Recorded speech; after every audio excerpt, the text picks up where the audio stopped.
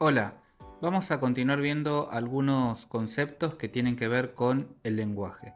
Y para eso vamos a comenzar viendo una distinción entre el lenguaje formal y el lenguaje natural. Cuando hablamos del lenguaje formal, estamos hablando de aquel que carece de una referencia a la realidad y es el que se emplea en las ciencias formales, como estuvimos viendo anteriormente con la unidad de axiomática. Nosotros nos vamos a concentrar ahora en el llamado lenguaje natural, que es aquel que se refiere a la realidad mediante signos. Tengamos en cuenta que todas las formas de comunicación constituyen un lenguaje y que este lenguaje natural es aquel que se emplea en las ciencias fácticas. Lo que vamos a ver a continuación es algunas características respecto a este lenguaje y vamos a comenzar viendo a qué hacemos referencia cuando hablamos de un signo. El signo es aquello que nos hace recordar, es decir, evoca otra cosa. Entre el signo y aquello que nos recuerda, hay un tipo de relación. Y según cuál sea la relación que hay entre el signo y aquello que nos trae a la memoria, vamos a tener diferentes tipos de signos. Si la relación que hay es de semejanza, es decir, si el signo se parece, tiene alguna similitud con aquello que nos recuerda, nos evoca, vamos a decir que es un ícono. En cambio, si esta relación es de tipo natural o causal, vamos a decir que ese signo es un índice o un indicio. Finalmente, los símbolos son un tipo de signos que podríamos decir que son arbitrarios y convencionales. ¿Por qué arbitrarios? Es necesario establecer un tipo de convención para que quede bien en claro a qué está haciendo referencia ese símbolo. Veamos algunos ejemplos. Aquí tenemos algunos ejemplos de icono y de índice. Veamos, por ejemplo, que esa maqueta que tenemos en pantalla nos recuerda a la Plaza de Mayo, o por lo menos algún tipo de plaza, y decimos que es un icono porque hay una relación de similitud, de semejanza, de parecido entre la maqueta propiamente dicha y la Plaza de Mayo. Estaría respetando, por ejemplo, los elementos que hay en esa plaza, los monumentos, las banderas, los espacios verdes, la vegetación. En cambio, del otro lado, lo que tenemos es humo, una columna de humo. Es un índice o indicio de fuego. ¿Por qué? Porque hay una relación natural o causal entre el humo y el fuego. Veamos dos ejemplos más. Vemos en esa imagen lo que podríamos pensar que es una huella digital. Entonces, si nosotros nos referimos a la imagen, específicamente la imagen, esa fotografía, tendríamos que decir que es un icono de huella digital, porque la fotografía se parece a la huella digital. Ahora, en cambio, le presto atención a la huella digital en sí misma, la huella digital, es decir, no la imagen de la huella, sino la huella digital, es un índice o indicio del portador de esa huella, ¿sí? Porque hay una relación natural o causal entre, digamos, los dedos de nuestras manos y las huellas digitales que vamos dejando. Ahora, veamos la otra imagen. Quizás podríamos decir que es un icono de una mano que está levantando un pulgar porque se parece a una mano levantando un pulgar. Pero quizás alguien pensó que eso es un emoji y es un emoji cuyo significado es que algo está bien o algo está en lo correcto. Entonces ahí vamos a ver que según aquello a lo que le estemos prestando atención o según aquello a lo que nos está recordando el signo, lo podemos clasificar de una u otra manera. Cuando nosotros pensamos, al ver ese signo, que algo está bien o que algo es correcto o un me gusta del Facebook, lo estamos tomando ya como un símbolo, porque la relación que hay entre me gusta y ese signo es convencional. Veamos entonces ahora algunos ejemplos más de símbolo. El gran ejemplo de símbolo es o son las palabras, porque la relación que hay entre las palabras y aquello a lo que está haciendo referencia es totalmente convencional. Entonces, si ahora nosotros, en vez de tomar la imagen del humo, tomamos la palabra humo, hay distintas palabras en distintos idiomas que refieren a esa misma entidad. Hay otros elementos que también se pueden tomar como símbolos. Por ejemplo, el símbolo de la estrella, ¿sí? Una estrella, ¿qué representa? Bueno, acá tenemos ejemplos de 3 banderas. Y si nosotros indagamos el significado que se le ha dado a esa estrella en cada una de esas banderas, es distinto. Esto también quiere decir que hay una cuestión que es contextual, importante para poder comprender y entender mejor ese símbolo y esa relación convencional que se ha establecido.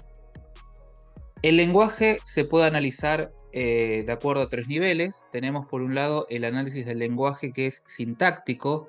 Es aquel análisis que lo que estudia son las reglas de combinaciones. Es decir, si las palabras están, o mejor dicho, si las oraciones están escritas en el orden correcto, es decir, si hay una concordancia en el orden en el cual se están utilizando las palabras. Por otra parte, hay un análisis del lenguaje que es semántico, y es aquel que estudia la relación entre el signo y su significado. El análisis por intención o por comprensión tiene que ver con la connotación. En este caso, lo que hacemos es mencionar las características de la entidad de la cual queremos decir qué significa. Por ejemplo, si tomáramos si tomáramos a la semántica por intención para describir lo que es un gato, tendríamos que decir que el gato tiene bigotes, que tiene 4 patas, que maulla, etc. En cambio, el análisis por extensión tiene que ver con la denotación. Y en este caso lo que haríamos es mencionar, sigamos con el ejemplo de explicar lo que es un gato, diríamos que, por ejemplo, hay gatos persas, hay gatos siameses, tuxedos, naranjas. Fíjense que lo que estaríamos haciendo es una especie de lista de ejemplos, ¿sí? Pero no nos estaríamos concentrando en las características particulares de un gato. Por otra parte, tenemos el análisis del lenguaje, que es pragmático. La pragmática tiene que ver con el uso que hacen las personas hablantes del lenguaje. Y este uso puede cumplir distintas funciones que vamos a ver a continuación. Tenemos la función referencial, representativa o declarativa. Esta función del lenguaje se utiliza cuando uno menciona enunciados que pueden ser verdaderos o falsos. Tenemos por otra parte la función del lenguaje, que es expresiva o emotiva.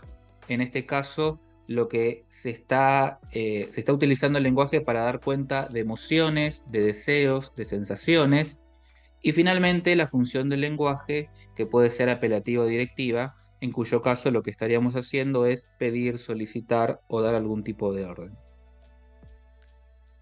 También lo que podemos mencionar son los diferentes tipos de definición que se pueden emplear. Tenemos por un lado las definiciones estipulativas, que son aquellas en las cuales hay un acuerdo de la comunidad científica sobre el significado de un término.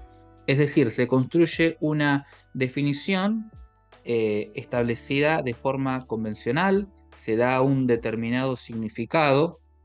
En cambio, las definiciones fácticas son aquellas que tienen que ver con los hechos a partir de determinadas observaciones. También tenemos definiciones ostensivas, que son aquellas en las cuales se señala o se muestra para poder indicar el significado de un término. Finalmente vamos a mencionar 2 problemas del lenguaje. El problema del lenguaje, que tiene que ver con la vaguedad, es un problema que se da por la extensión. En este caso, un término no tiene un límite preciso de a cuáles objetos o situaciones se aplica. Por ejemplo, si una persona nos dice que hace mucho frío, la expresión mucho es una expresión vaga, porque ¿a partir de qué momento empieza a hacer mucho frío? Por supuesto que si estamos hablando de 50 grados bajo cero, estaríamos de acuerdo que eso es mucho frío. Pero el frío o el calor, hace mucho calor, también puede depender del contexto en el cual se encuentra esa persona. Alguien nos dice que se sacó una nota muy buena, y la nota muy buena también es una expresión vaga, porque quizás para esa persona muy bueno significa un 4, porque eso le permitió acceder al final. Y quizás para otra persona muy bueno es un 8, porque eso le permite promocionar la materia. Es decir, cuando conocemos el significado del término, pero no sabemos con precisión a cuál o a cuáles casos aplica, tenemos el problema de vaguedad. En cambio, la ambigüedad se da por la polisemia, es decir, una palabra que tiene varios significados. Hay problema de ambigüedad cuando el contexto no permite reconocer el uso, significado que se le dio a una palabra. Si, por ejemplo, nos indican que nos van a esperar en el banco que está en la esquina de la plaza, en principio la palabra banco podría hacer referencia al lugar o el asiento donde uno puede sentarse, pero banco también podría hacer referencia a una institución financiera. Entonces, cuando nosotros llegamos a esa esquina, descubrimos que efectivamente en la en la plaza hay bancos, pero también en la esquina hay una entidad financiera. Entonces, ahí no sabemos con precisión qué significado se le estaba dando la palabra, qué significado se le estaba dando a la palabra banco. Es decir, en la ambigüedad podemos saber que la palabra tiene varios significados, pero el contexto no permite que nos demos cuenta a cuál de esos significados se está haciendo referencia. Bueno, hasta aquí llegamos con este repaso de lo que tiene que ver con la unidad de lenguaje. Como siempre, espero que les sirva y seguimos.